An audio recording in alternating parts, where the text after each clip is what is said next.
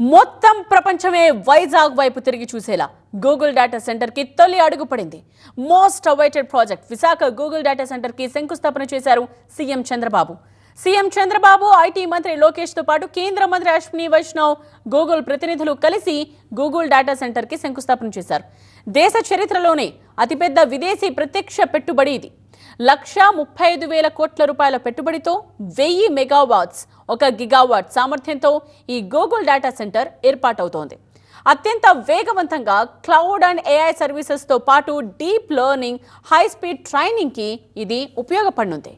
విశాఖ సమీపంలోని తర్లువాడలో మొదటి దశ గూగుల్ డేటా సెంటర్ నిర్మాణం కాబోతోంది. ఈ ప్రాజెక్టును 2028 నాటికి పూర్తి చేయాలని లక్ష్యంగా పెట్టుకున్నారు. మొత్తం 601 ఎకరాల విస్తీర్ణంలో ఏర్పాటవుతున్న ఈ గూగుల్ డేటా సెంటర్లో అదానీ కనెక్ట్స్, ఎయిర్టెల్, నెక్స్ట్రా భాగస్వాములుగా ఉన్నాయి.